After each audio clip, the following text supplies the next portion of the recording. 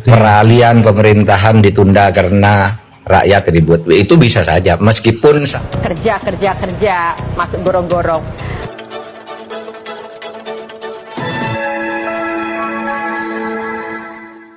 Mulyono dalam perspektif warga Indonesia, warga negara biasa ya, yang tidak terlibat dalam politik praktis, adalah sosok yang tidak terlihat sebagai petualang politik, melainkan Mulyono lebih terlihat sebagai bajak laut politik.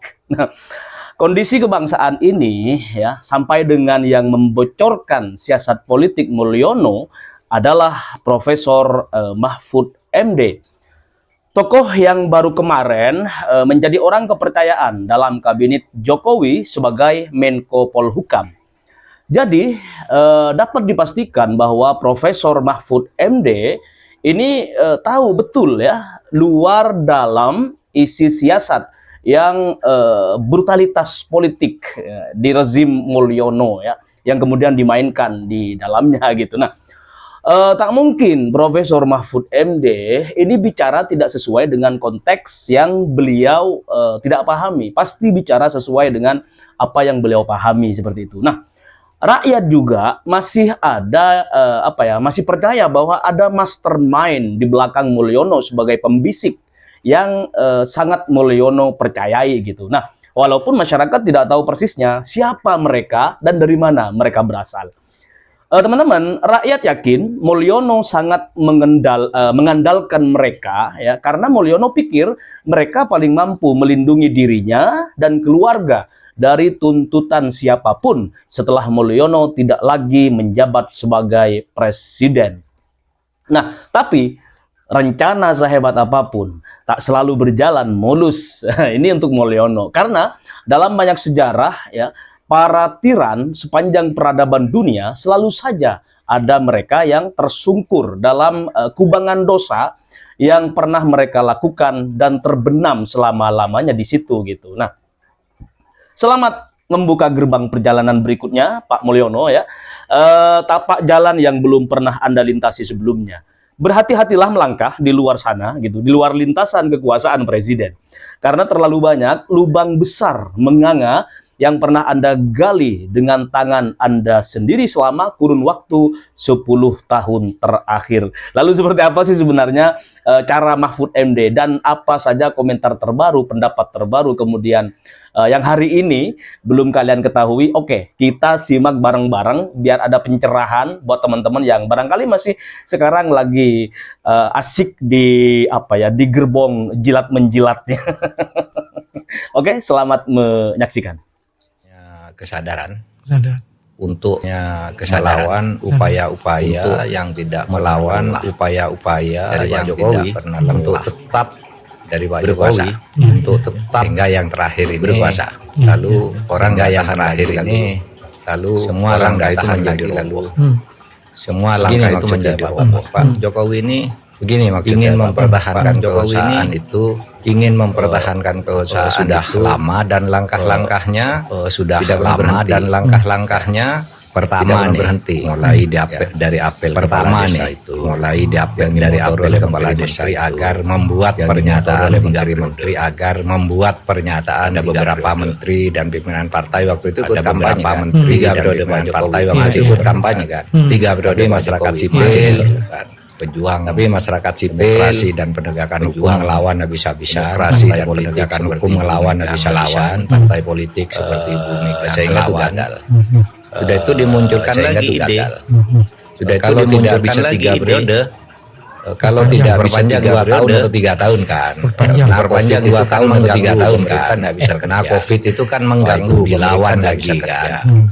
Wah, itu dilawan lagi pemilu kan, apapun alasannya Pak Jokowi harus pemilu atau tidak, apapun alasannya Pak Jokowi bagus atau tidak, kalau pernyataan publik yang didukung juga kan, kemudian oleh pernyataan publik yang didukung juga, nah itu akhirnya berhasil kan, Bu Mega kita menetapkan jadwal, itu akhirnya berhasil kan, menetapkan jadwal pemilu, tiba-tiba muncul lagi itu pada bulan April tahun 2023 tiba-tiba muncul lagi itu pada bulan April tahun 2023 yang tidak partai prima, iya toh, yang tidak lolos di KPU, iya toh, lalu perkara ke Bawaslu, di Bawaslu tetap tidak lolos, perkara ke Bawaslu, di Bawaslu tetap tidak lolos, perkara ke PT UN ikut tiba-tiba April gugat perdata. Sudah Anda ikut tiba-tiba April gugat perdata. Ini pasti rekayasa besar, ya kan? Ini pasti rekayasa. Orang tidak tahu bahwa masalah pemilu kok dibawa ke pengadilan. Orang tidak tahu bahwa masalah pemilu kok dibawa ke pengadilan. Hakimnya bodoh jadi.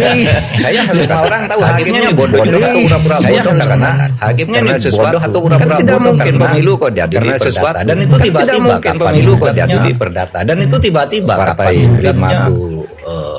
Partai seperti apa kekuatannya gitu tiba-tiba menang seperti apa kekuatannya yang isinya itu bukan hanya mengabulkan permohonan yang isinya itu bukan hanya mengabulkan permohonan KPU menunda keseluruhan proses pemilu. KPU menunda keseluruhan proses pemilu 2023. Bayangkan udah bulan April tahun 2023 sudah kurang konyol banget 10 bulan kan sudah kurang pemilu waktu itu 10 bulan se-Indonesia pemilu waktu itu. Itu tata itu kita gagalkan juga. Itu tata itu kita gagalkan juga. Sekarang masuk ke MK juga. Oke, tidak jadi presiden. Sekarang masuk ke MK. Kalau saya tidak dapat anak saya kan gitu. Kalau saya tidak dapat anak saya kan gitu. Ribut lagi kan ribut. Itu ribut lagi kan ribut. Konstitusi melanggar batasan dan sebagainya.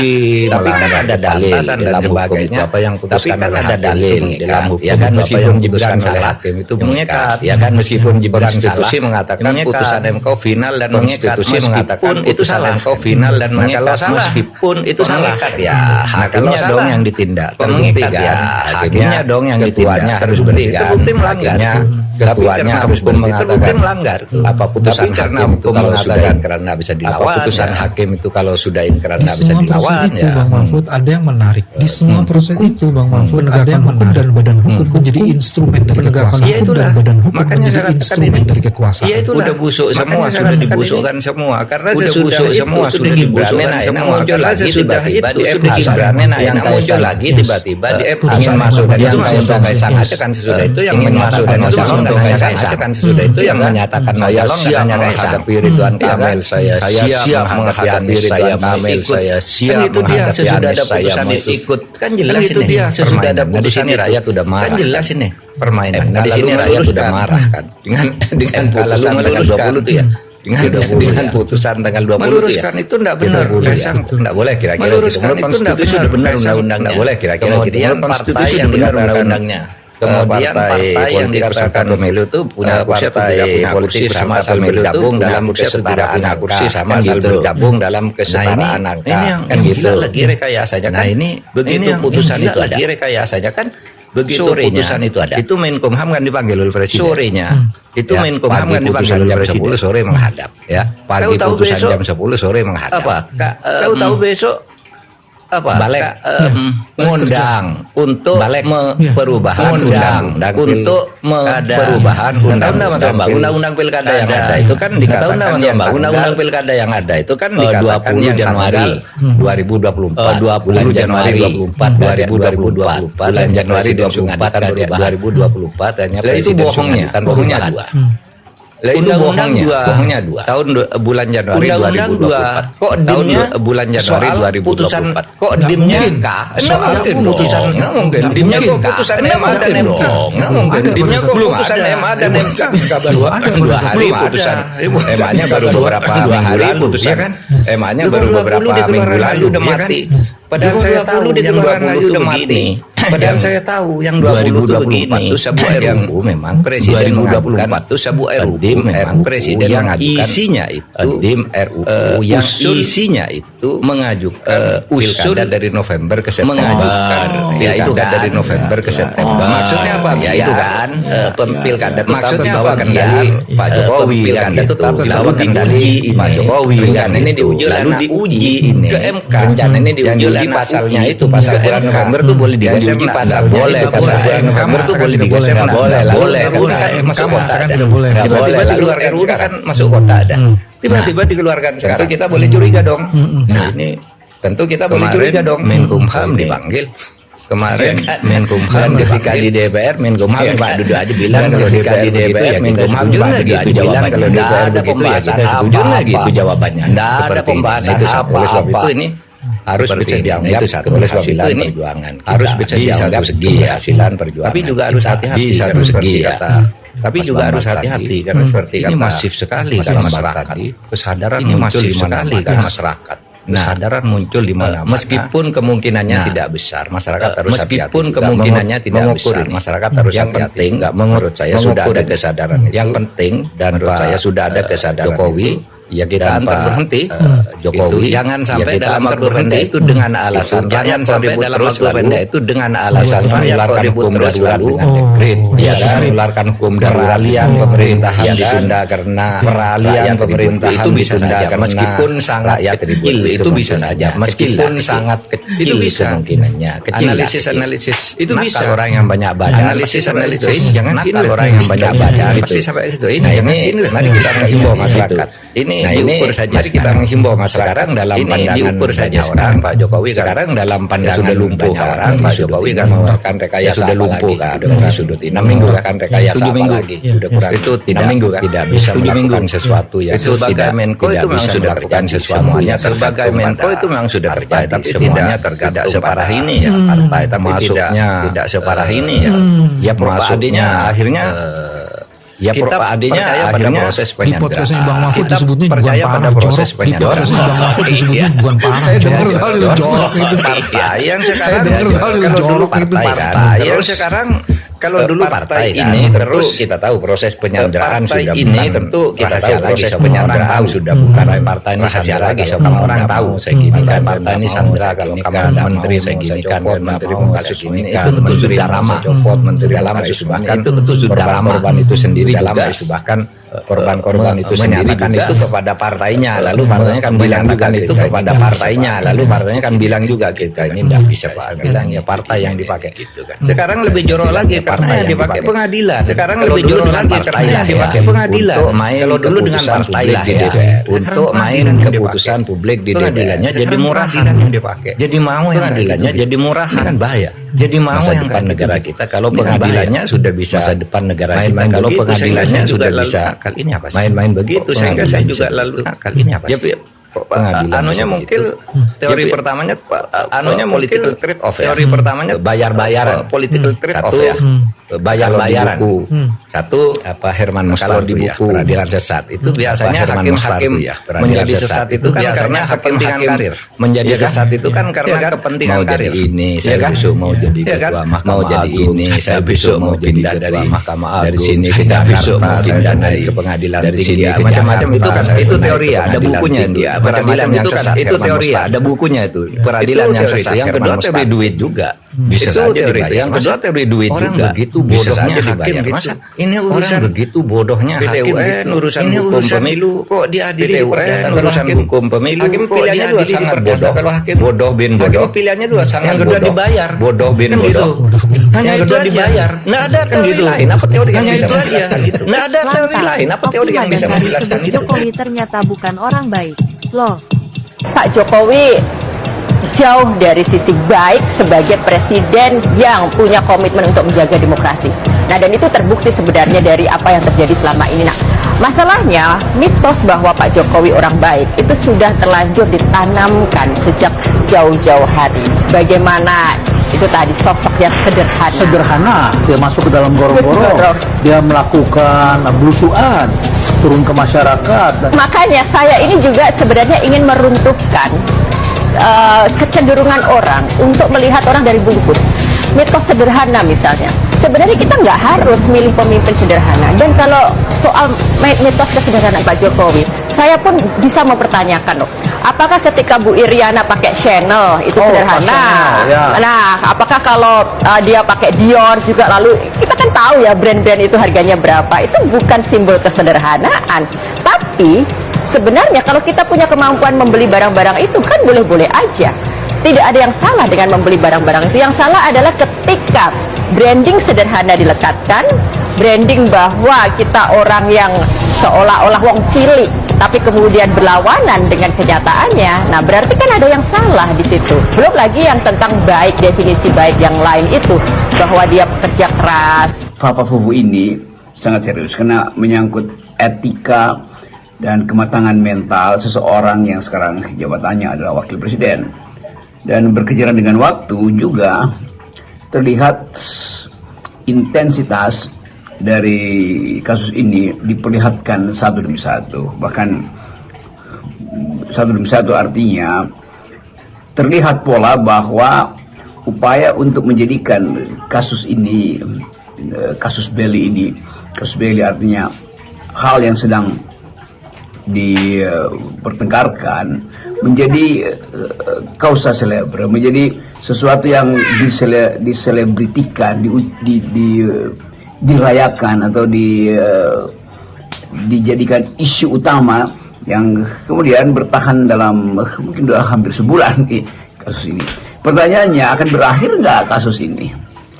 Kelihatannya tidak. Jadi hipotesis kita, ada orkestrasi yang memandu kasus ini dan mencoba untuk mencari momentum untuk dijadikan alasan serius mempertimbangkan kembali, untuk mempertimbangkan kembali kedudukan Saudara Gibran sebagai wakil presiden Pak Prabowo. Kita tidak lihat ada semacam gerakan dari dalam istana untuk menghalangi melebarnya kasus ini atau meluasnya kasus ini. Karena itu penanda bahwa istana sendiri kehilangan kemampuan untuk control the damage. Hal yang pasti akan membatalkan legitimasi Gibran nanti sebagai wakil presiden, tapi sekaligus membuat pening atau hal yang menyebabkan keretakan emosional atau berantakannya kapasitas psikologi dari keluarga presiden. Jadi kalau Presiden Jokowi pergi ke IKN, mungkin juga atau dengan kuat kita duga untuk menghindar dari kasus-kasus ini, karena itu akan disodorkan tiap hari itu. Tetapi tentu Presiden tetap well informed dengan kasus ini, karena ini juga satu-satunya cara Presiden Jokowi untuk mempertahankan dinastinya. Jadi kalau Gibran mulai diobok-obok, itu penanda bahwa kemampuan Jokowi di masa yang akan datang artinya sebulan lagi itu akan berbeda dengan ketika dia mencoba untuk mendorong Gibran dan berhasil menjadikan Gibran sebagai komponen dia di kabinet Prabowo nanti kan. Karena itu hal yang menarik untuk kita ulas, Subono. Nah, sekarang kita akan bahas ini ya soal ini adu daya tahan Jokowi dan keluarganya menghadapi tekanan publik karena skandal Fufu-Fafa ini. Dan saya nggak bisa membayangkan ya, apalagi nanti setelah Pak Jokowi itu tidak berada di puncak kekuasaan dan giliran Gibran itu yang ada di puncak kekuasaan dengan menjadi wakil presiden. Iya betul, ini soal daya tahan. Coba kita hitung daya tahan Pak Jokowi menghadapi kasus ini.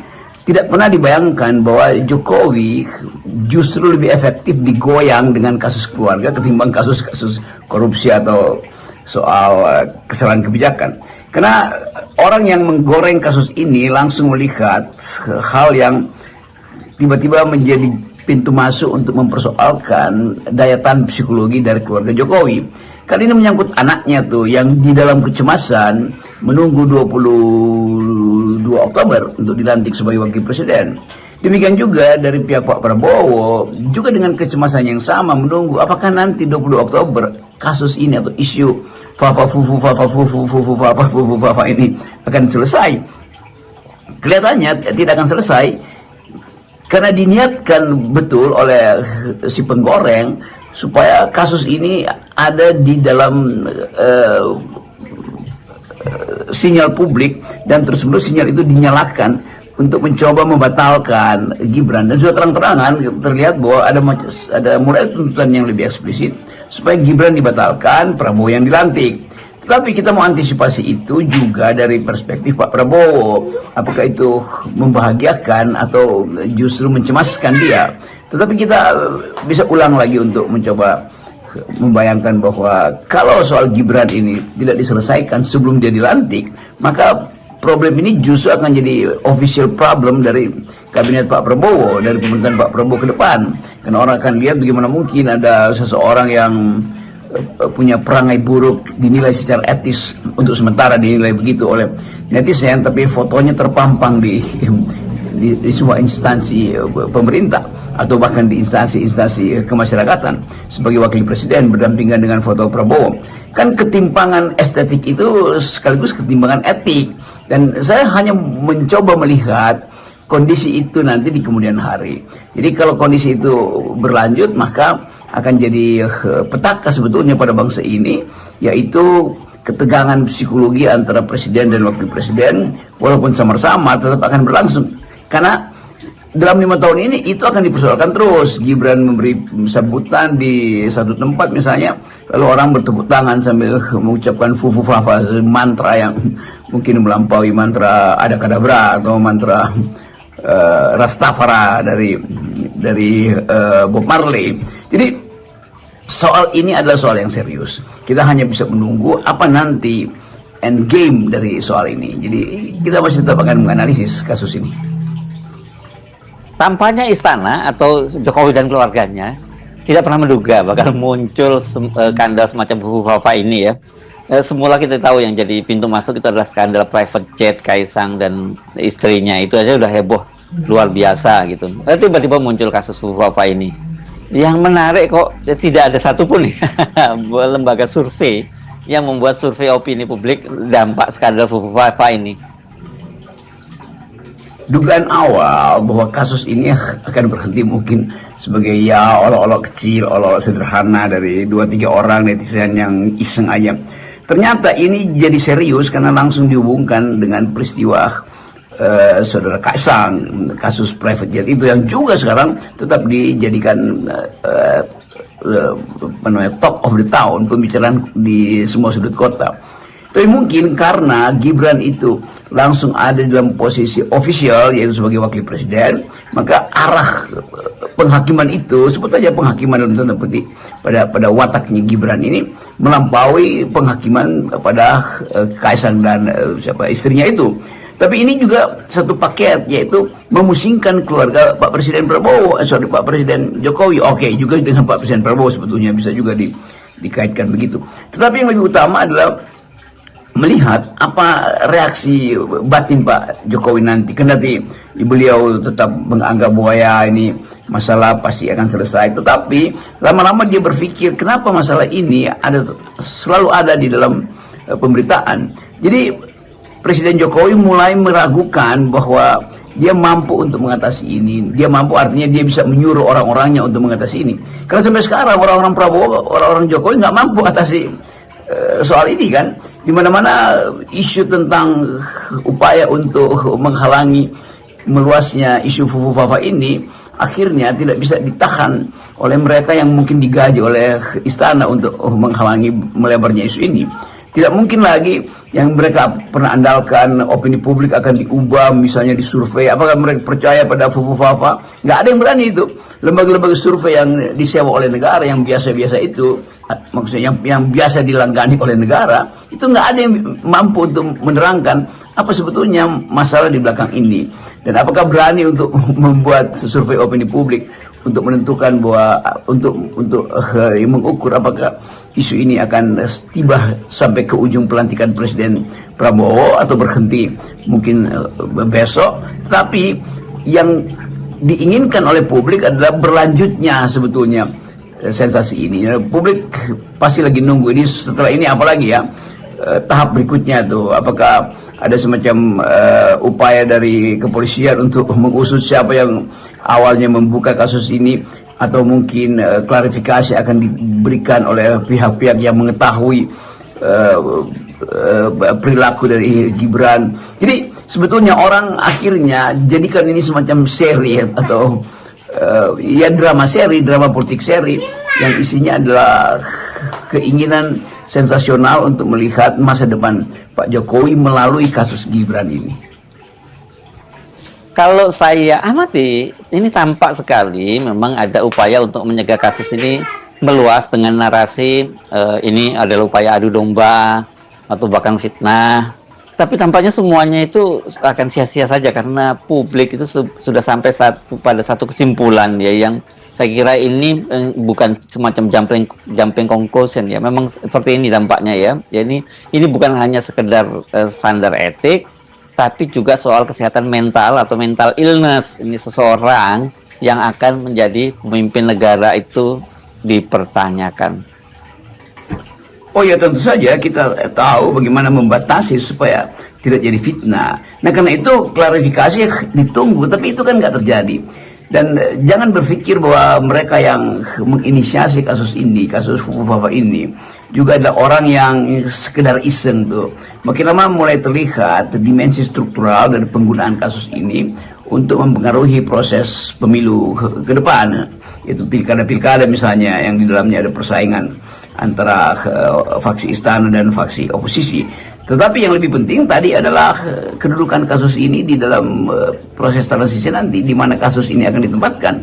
Nah, lebih penting dari itu adalah pelajaran bagi kita atau buat mereka yang menginginkan kejujuran dalam politik, supaya jangan dari awal menyodorkan seseorang, dimanipulasi caranya supaya dia bisa diloloskan tuh. Nah, poin-poin ini saya berpikir bahwa lesson learn-nya adalah kalau orang memang di bawah kapasitas nggak usah dipaksain, kan itu dasarnya. Sehingga kerugiannya bahkan imaterialnya yang lebih tinggi, itu keresahan batin Pak Jokowi, hubungan dengan Ibu Iriana, kakak beradik dalam keluarga Jokowi, yang setiap hari mesti seolah saling menyimpan emosi atau saling berupaya menutup kasus ini secepat-cepatnya, gelisah. Jangan sampai nanti sore masih ada kasus baru lagi itu, begitu bangun tidur headline dari sosial media adalah soal skandal Gibran ini. Kita ingin ini diselesaikan tuh. Jadi, tapi bagaimana menyelesaikannya? Sesuatu yang ongoing dan setiap hari ada temuan baru dari seri Twitter atau seri sosial media dari Gibran. Nah, kita mungkin akan kehabisan energi, tetapi bagi mereka yang ketagihan untuk menonton kasus atau kasus etik yang berseri ini akan tunggu sampai sampai tanggal 22 Oktober nanti. Nah, pada saat itu kita akan lihat bagaimana misalnya watak seseorang itu, watak Pak Prabowo sebagai presiden mau tampil secara bijak untuk mengadres isu ini. Demikian juga watak dari Pak Jokowi di tengah-tengah upacara pemindahan kekuasaan ini. Masih ada kasus yang menyangkut anaknya yang dia lihat langsung di dalam kehidupan politik kita selama sebulan ini. Jadi kita kembali pada prinsip bahwa kemampuan seseorang itu pada akhirnya harus dia buktikan sendiri.